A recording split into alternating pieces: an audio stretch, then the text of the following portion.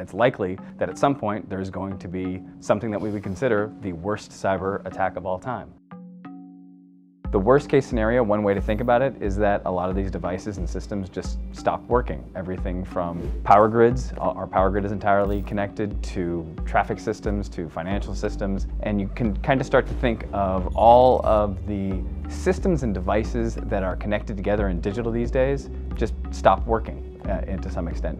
Businesses will stop functioning, infrastructure could stop working, and it's really kind of the worst natural disaster that you could ever possibly imagine. The problem is that all of these systems, as more and more things get digital, we've seen hospitals in the US that have been hit by ransomware that stopped being able to process patients. Think about in a couple of years when most of the trucks on the road that deliver goods across the US are going to be completely automated.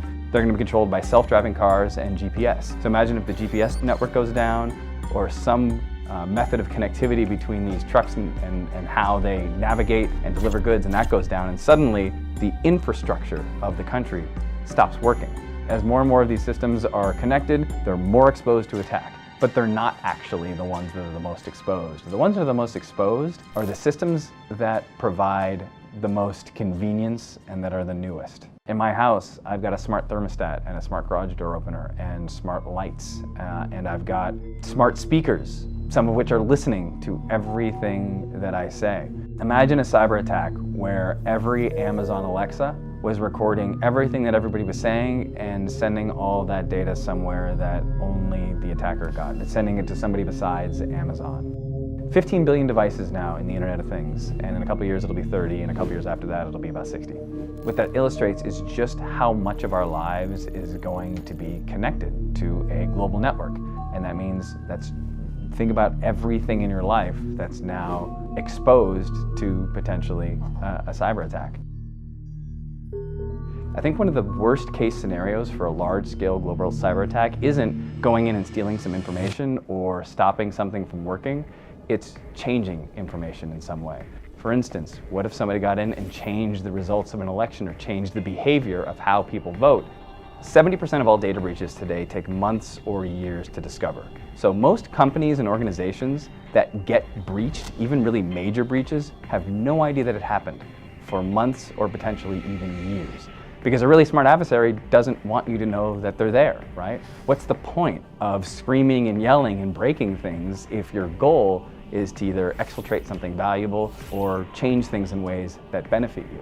The only attack that will really make itself known is something that's designed to cause chaos or to deny service in some way. One of the ways in a digital banking system that you can steal money isn't just to go in and rob a bank and steal $1 million or $1 billion. It's to take a fraction of a percentage of a cent of every transaction. And in a world of high-frequency trading, there are billions and billions and billions of transactions that happen every single second. Now imagine if you could just take a fraction of a penny of every one of those. Suddenly you're a multi-millionaire and nobody might be the wiser. The impact of a large-scale cyber attack might not be something like our water system or our power grid or our financial system being shut down. It just might be an advanced actor slowly guiding us in ways that we don't really understand or don't really realize at the time. And I think that's one of the big dangers of a completely digital society. I think everybody thinks about the worst case scenario for a cyber attack is a rogue nation state, right? North Korea decides to take down our power grid, right? But the problem with thinking that way is that it doesn't take North Korea, it doesn't take a nation state to be that advanced these days. Attackers and the threats are evolving so fast. A lot of the malware that we're talking about, a lot of the really advanced stuff, is available to anybody who wants it. Anybody with some basic skills. You take a few weeks, a couple of months, learn about information systems, and suddenly you've got access to weaponized malware from the CIA that was leaked last year. Many years ago, the US government launched a cyber attack against Iran, trying to shut down their nuclear reactors. And they created a virus to do it that was supposed to shut down machinery inside these nuclear reactors to prevent Iran from potentially getting nuclear weapons.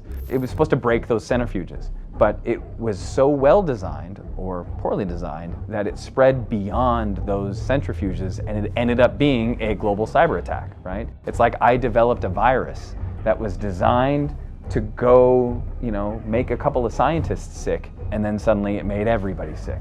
That's the worst case scenario. Somebody develops a weapon that's designed to cause a lot of damage in a very narrow way, and then it ends up causing a lot of damage in a very broad way. And I think it's highly likely that we're going to see something like that happen, because it's not like anything has changed. Those kinds of weapons are continuing to be developed. They're becoming far more advanced, and the potential damage is way higher than it ever was.